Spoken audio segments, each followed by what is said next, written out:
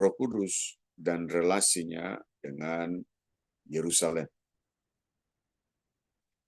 Mengapa saya mengambil judul ini? Karena hari-hari ini kita umat Kristen, gereja Tuhan khususnya aliran Pentakosta, Pantekosta, Karismatik, setelah kenaikan Tuhan Yesus Kristus yang kita peringati tanggal 29 Mei yang lalu, setelah itu banyak dari gereja Tuhan membuat ibadah doa puasa selama 10 hari untuk menanti-nantikan janji Tuhan, yaitu hari pencurahan Roh Kudus atau hari Pentakosta yang nanti kita peringati tanggal 10 Juni, bukan 10 Juni ya, tanggal 10 Juni yang akan datang. Kurang lebih ya tanggal 10 hari Minggu, tanggal 8 kalau tidak salah ya. Tanggal 8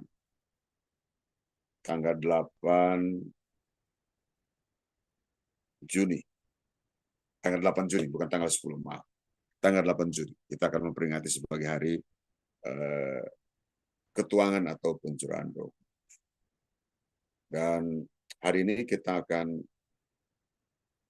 membahas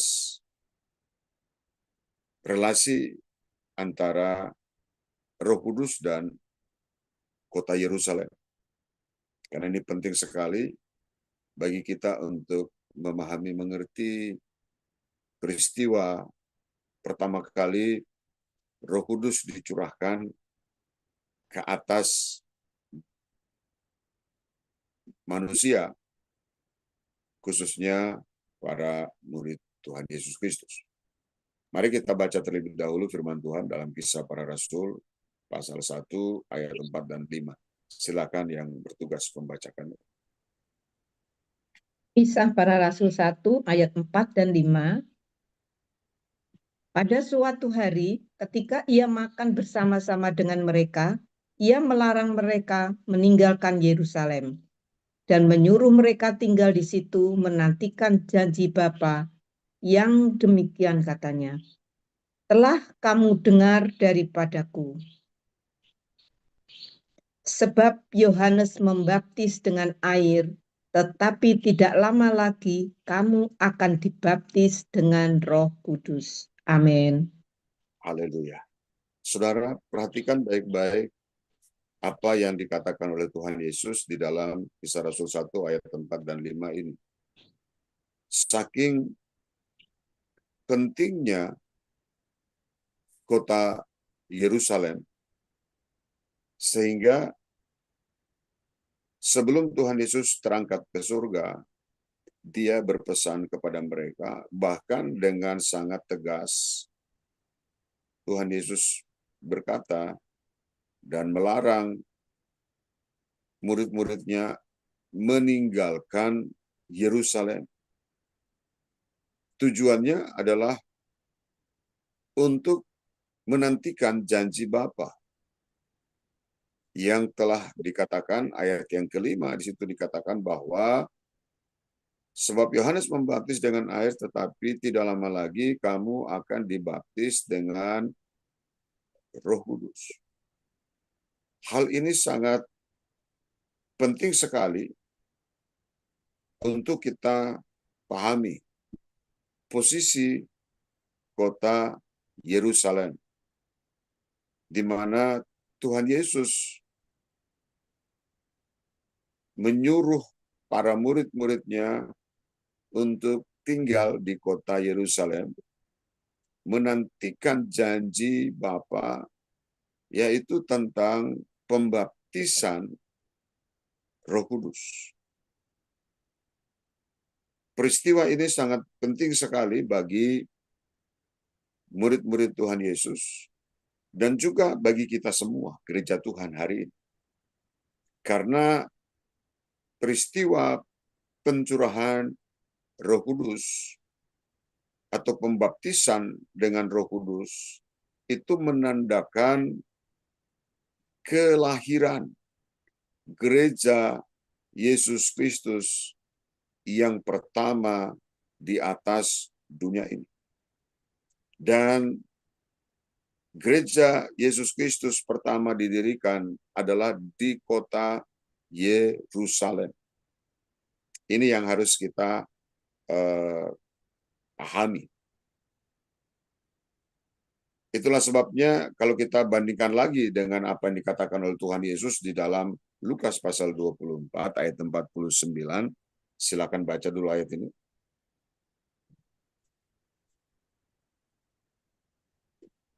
Lukas 24 ayat 49. Dan aku akan mengirim kepadamu apa yang dijanjikan Bapakku. Tetapi kamu harus tinggal di dalam kota ini sampai kamu diperlengkapi dengan kekuasaan dari tempat tinggi. Amin. Saudara, perhatikan baik-baik bahwa Tuhan Yesus mengatakan kepada murid-muridnya bahwa mereka harus tinggal. Ada kata harus. Ya. Jadi ini hal yang sangat penting. Mereka harus tinggal di kota ini, maksudnya di Yerusalem. Mengapa Yerusalem? Kalau kita memperhatikan penegasan dari Tuhan Yesus ini, maka kita harus berpikir, mengapa di Yerusalem? Dan mengapa bukan di tempat yang lain? Mengapa harus di kota Yerusalem? Murid-murid itu diperintahkan untuk tinggal di dalam kota Yerusalem sampai mereka diperlengkapi dengan kekuasaan dari tempat yang maha tinggi. Mari kita sedikit melihat arti dari kata Yerusalem. Kata Yerusalem itu diambil dari bahasa Ibrani. Yerusalim, yang terdiri dari dua akar kata, yaitu jire, yang artinya Tuhan menyediakan segala yang diperlukan. Dan kata yang kedua adalah tempat kedamaian atau shalom. Ya, jadi Yerusalem itu artinya Tuhan menyediakan atau tempat di mana Tuhan menyediakan kedamaian.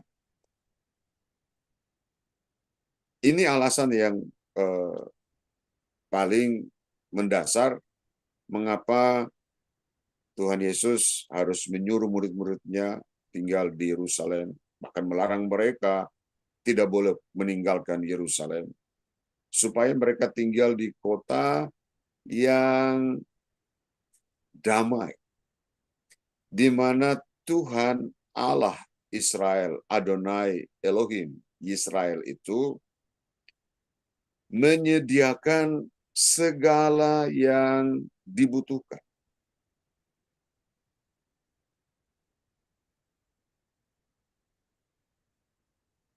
Khususnya ketenangan, kedamaian yang diperlukan bagi murid-murid Yesus untuk menantikan janji Bapa.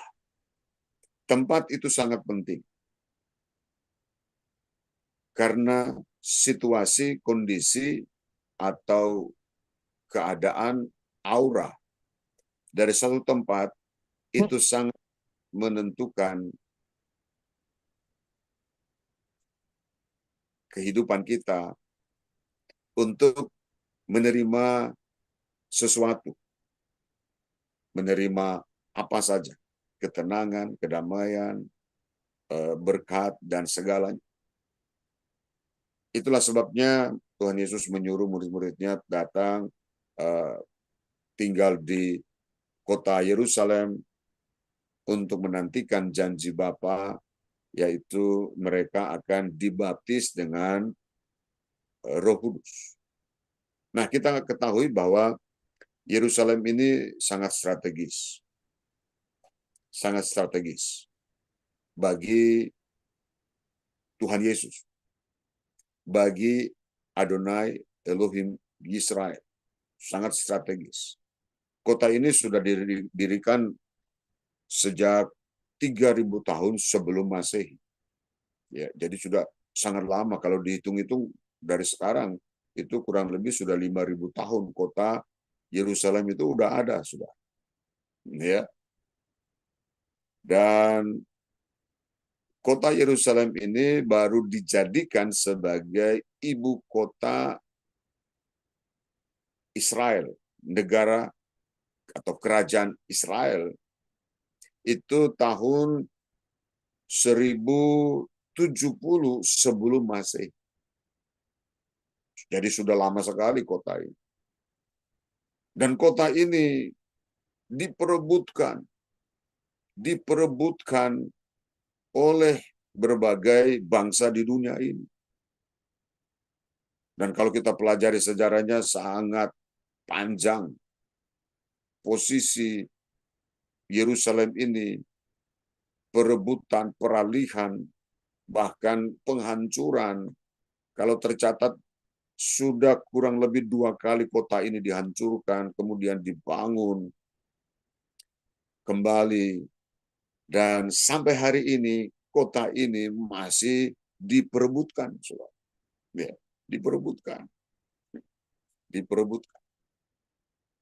Bahkan Tuhan Yesus itu pernah berkata di dalam Lukas pasal 21, ya kita tidak perlu membukanya, tapi saya hanya mengingatkan saja bahwa Yerusalem itu dikuasai oleh bangsa-bangsa yang tidak mengenal Allah sampai waktunya. Waktu bangsa-bangsa itu yang tidak mengenal Allah itu. Dan saudara tahu, hampir kurang lebih 1.500 tahun kota Yerusalem itu berpindah tangan dari bangsa Israel. Diduduki, dikuasai, bahkan dijadikan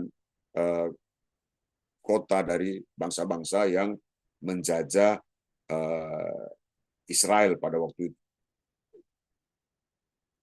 Dan sejak penghancuran kota Yerusalem tahun 70 Masehi, itu kota ini diperebutkan oleh berbagai bangsa di dunia ini sampai hari ini. Dan puji Tuhan bahwa tahun 1967, Perang 6 Hari, tepatnya tanggal 7 Juni, Israel merebut kembali kota tua Yerusalem. Dan kemudian tahun 2017, Presiden Donald Trump dan Amerika menyetujui Yerusalem sebagai ibu kota negara Israel. Dan berita yang update hari ini, tanggal 30 Mei kemarin, barusan ini, beberapa hari yang lalu, Perdana Menteri Israel Benjamin Netanyahu mengatakan bahwa Israel, bahkan dia berpidato di kota tua Yerusalem, dan dia mengatakan bahwa Yerusalem tidak dipisahkan Yerusalem Timur, Yerusalem Barat, tapi Yerusalem adalah ibu kota abadi negara Israel. Jadi saudara, di hadapan manusia saja, saudara, bagi manusia itu Yerusalem ini sangat strategis, baik secara politik, bahkan secara rohani. Sehingga sampai hari ini terus diperebutkan oleh seluruh bangsa di dunia. Tetapi bersyukur bahwa Israel sudah kembali ke tangan Israel. Yerusalem telah kembali ke tangan Israel.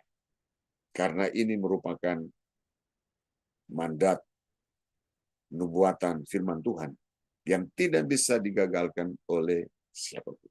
Sekalipun PBB ingin menjadikan Yerusalem Timur itu menjadi ibu kota Palestina, negara Palestina kalau nanti didirikan. Tapi ingat bahwa firman Tuhan tidak mungkin gagal. Sehingga kita tidak perlu membahas terlalu jauh hal ini, tetapi kita sebagai orang percaya yang mempercayai firman Tuhan di dalam Alkitab, kita akan melihat bahwa semua firman Tuhan pasti digenapi. Dan kita kembali pada tema kita, Roh Kudus dan relasinya dengan Yerusalem. Kita baca lagi dulu Kisah Rasul 1 ayat 8.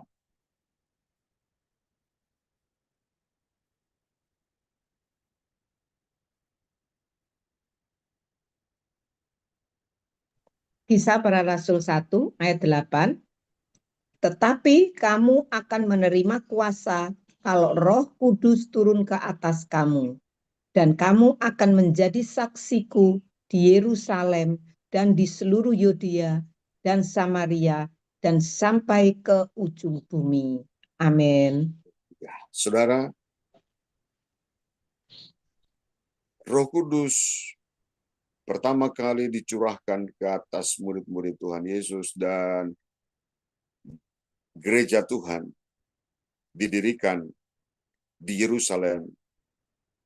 Tuhan Yesus memerintahkan kepada murid-muridnya ini agar supaya mereka menjadi saksi Kristus, saksi Tuhan Yesus, mulai dari Yerusalem. Jadi kembali lagi, Yerusalem sangat strategis di pemandangan Tuhan.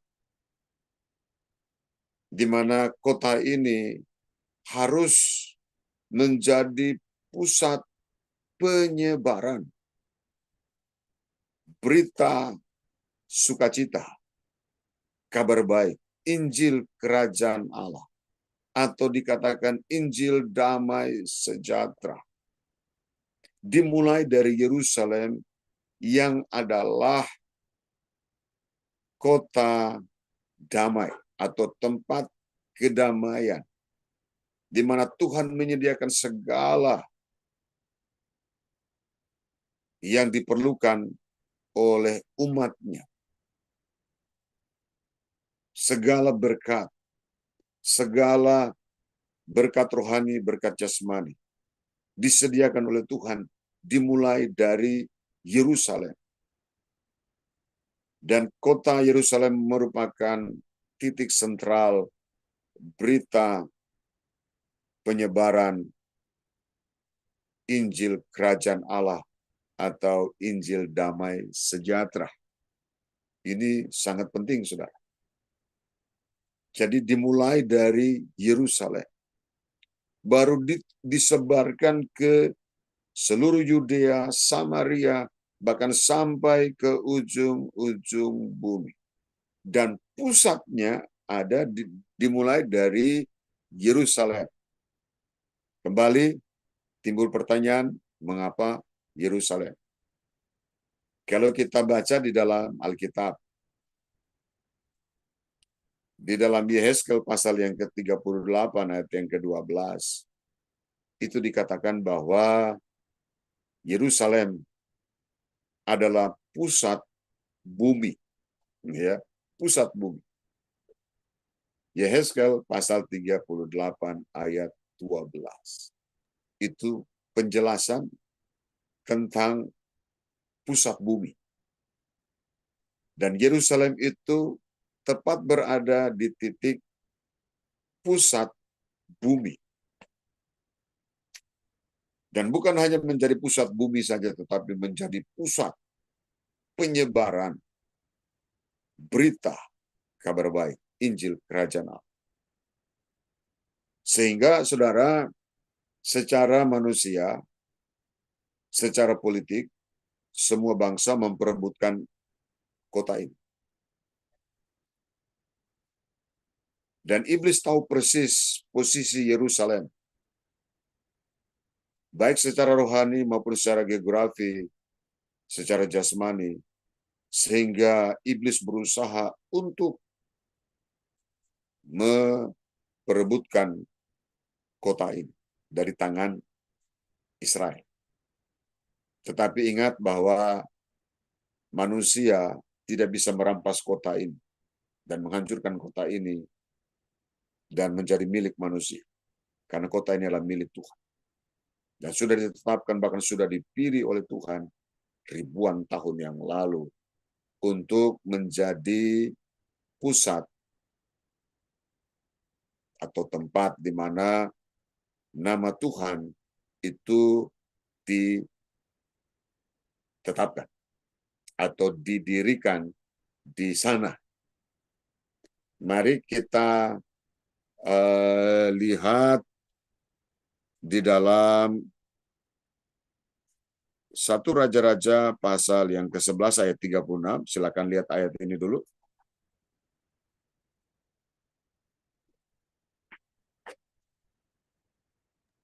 Satu Raja-Raja 11 ayat 36. Dan kepada anaknya akan kuberikan satu suku, supaya hambaku Daud selalu mempunyai keturunan di hadapanku di Yerusalem, kota yang kupilih bagiku, supaya namaku tinggal di sana. Amin. Inilah merupakan alasan atau dasar yang kokoh, yang kuat. Mengapa Yerusalem itu menjadi titik sentral yang diperebutkan oleh manusia dan juga iblis berusaha menyerangnya dan kemudian mau memperebutkannya. Kita perhatikan bahwa kota ini telah dipilih oleh Tuhan. Supaya apa? Supaya namanya tinggal di sana.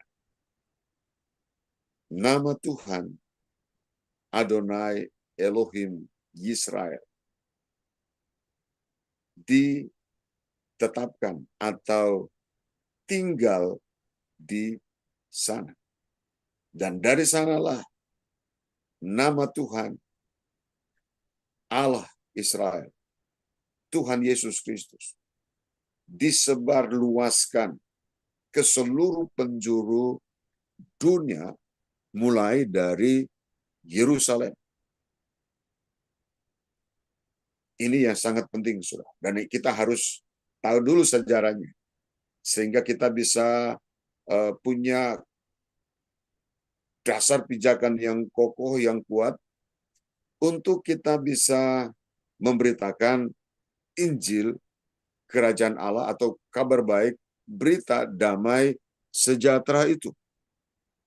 Karena kota ini dipilih oleh Tuhan untuk Roh Kudus dicurahkan pertama kalinya ke atas murid-muridnya.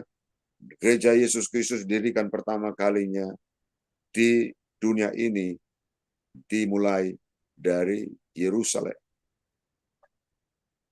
Alasan yang kedua adalah Yerusalem dipilih karena kota ini adalah kota kudus. Bukan hanya kota yang damai, tenang, di mana Tuhan menyediakan segala yang diperlukan di sana. Tetapi kota ini juga disebut kota kudus atau kota suci. Yoel 3 ayat 17. Silakan baca dulu ayat ini.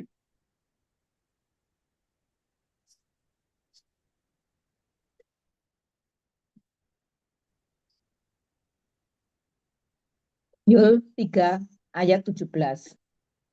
Maka kamu akan mengetahui bahwa aku Tuhan adalah Allahmu yang diam di Sion, gunungku yang kudus. Dan Yerusalem akan menjadi kudus, dan orang-orang luar tidak akan melintasinya lagi. Amin. Nah, saudara perhatikan baik-baik mengapa Roh Kudus itu dicurahkan pertama kali di dunia ini dan tempatnya ada di Yerusalem. Karena kota ini adalah kota yang dikuduskan oleh Tuhan. Kota yang kudus. Satu-satunya kota di dunia ini yang disebut kota yang kudus adalah Yerusalem. Dan dari sinilah Roh Kudus dicurahkan. Sehingga pagi hari ini, saudara, saya mau katakan kepada kita semua gereja Tuhan, orang-orang percaya. Kalau saudara mau untuk dipenuhi, mengalami pencurahan Roh Kudus dalam hidupmu, maka engkau harus tinggal di dalam kekudusan. Tinggal di dalam kekudusan. Karena tanpa kekudusan kita tidak bisa melihat Tuhan. Tanpa kekudusan kita tidak bisa mengalami Tuhan. Murid-murid itu diperintahkan tinggal di Yerusalem, kota kudus itu. Dan mereka juga sudah dikuduskan. Setelah Yesus mati di atas kayu salib, darahnya dicurahkan. Darahnya itulah yang menguduskan para murid-muridnya. Dan kemudian mereka siap untuk menerima Roh Kudus. Pencurahan Roh Kudus. Baptisan Roh Kudus. Mereka siap. Karena mereka sudah dikuduskan oleh darah Yesus. Sehingga pagi hari ini saya mau katakan bahwa orang-orang yang tidak mengalami pengudusan oleh darah Yesus tidak mungkin menerima baptisan Roh Kudus. Karena baptisan Roh Kudus adalah baptisan kepada orang-orang yang sudah dikuduskan oleh darah Yesus. Dan ini sangat penting. Karena hari-hari ini banyak orang Kristen, khususnya gereja-gereja beraliran Pentakosta, karismatik, sedang berdoa 10 hari untuk menantikan pencurahan Roh Kudus. Pada Roh Kudus itu sebenarnya sudah dicurahkan kurang lebih 2000 tahun yang lalu.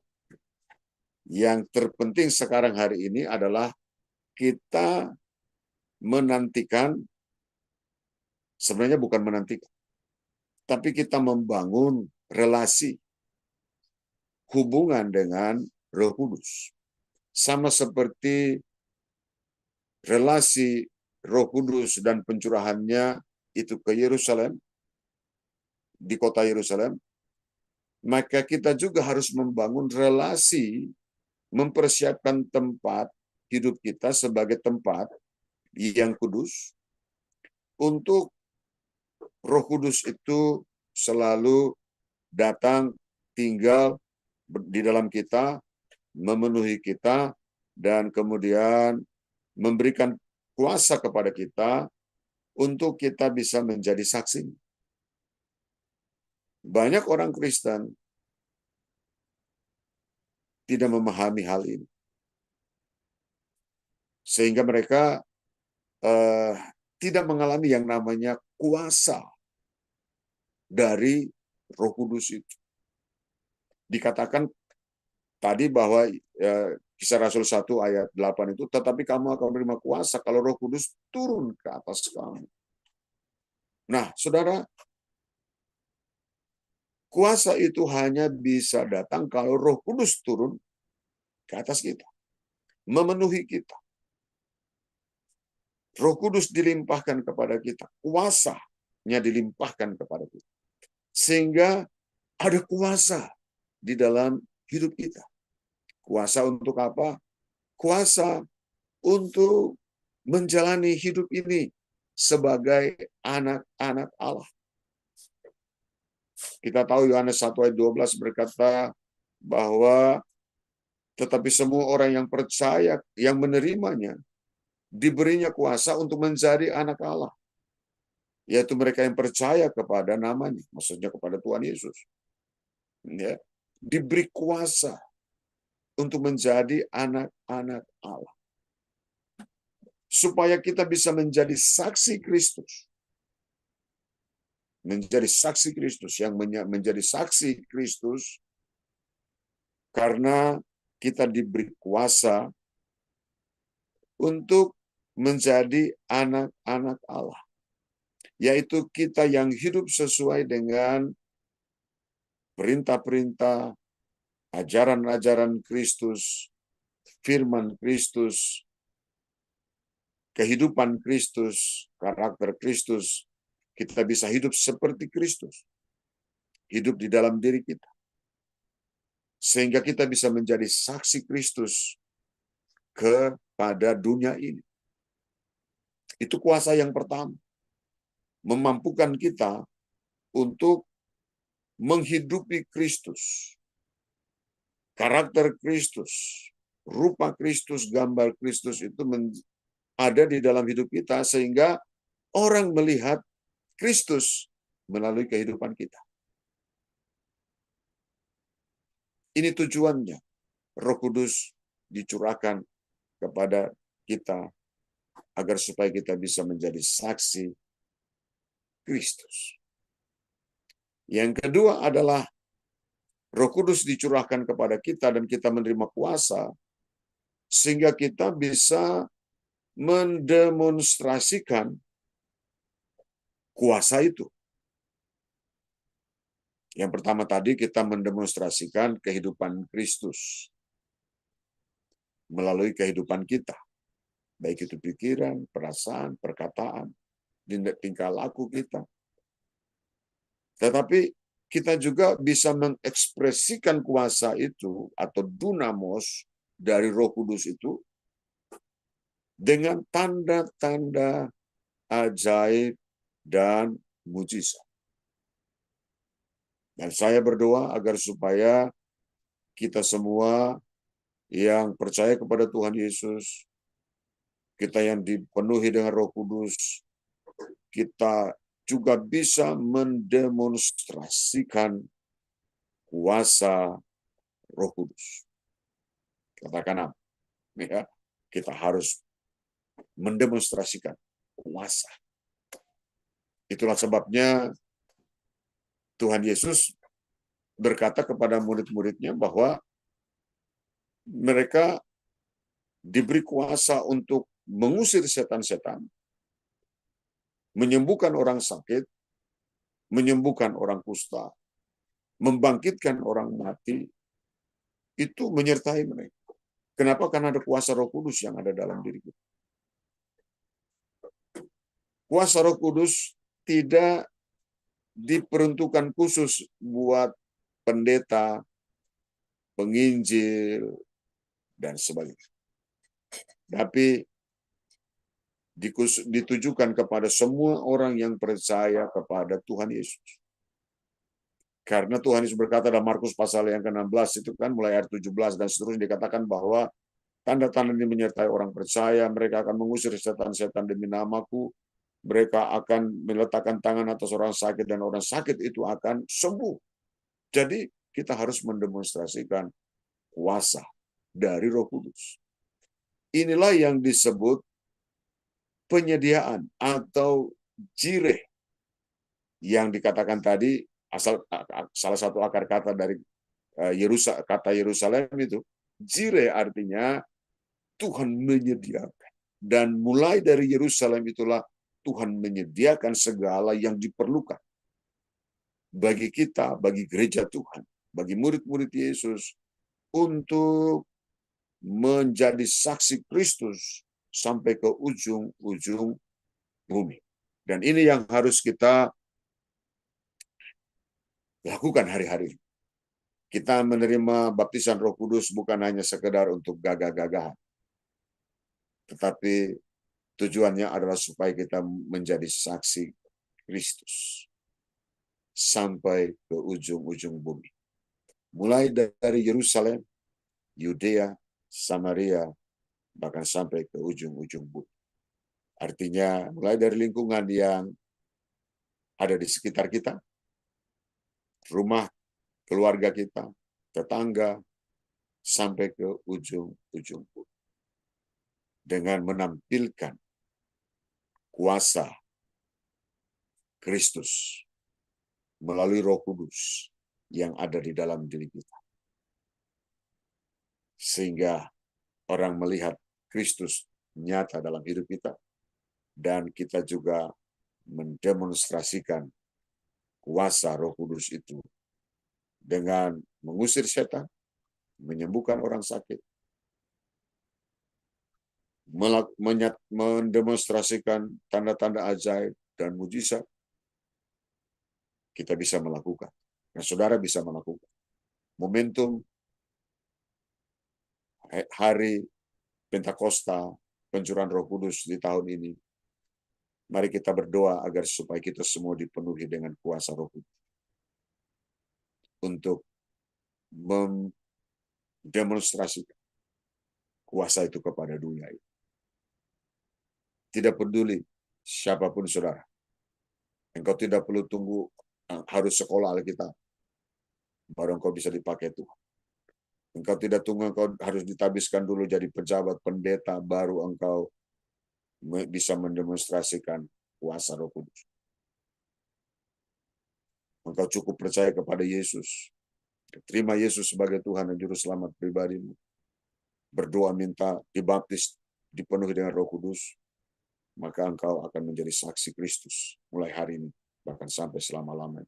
Bahkan, ini yang mau saya katakan pagi hari ini adalah, kita tidak hanya mendemonstrasikan kuasa Roh Kudus,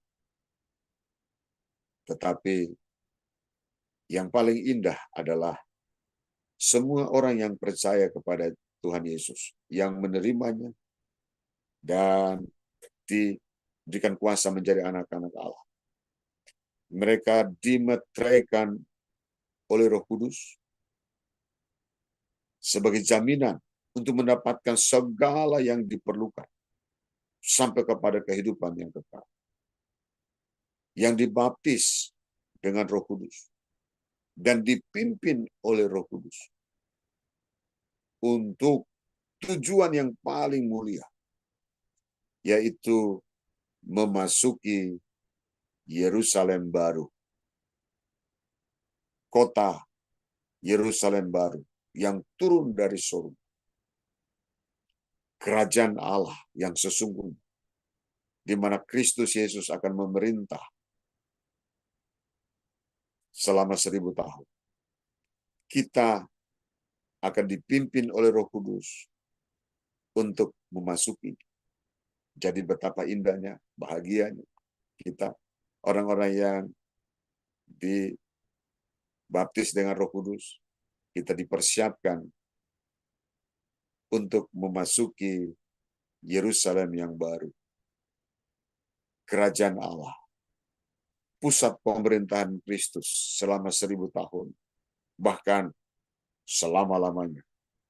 Kita akan bersama-sama dengan Tuhan Yesus, karena kita semua adalah orang-orang yang dibaptis, dipenuhi, diurapi, dan dipimpin oleh Roh Kudus.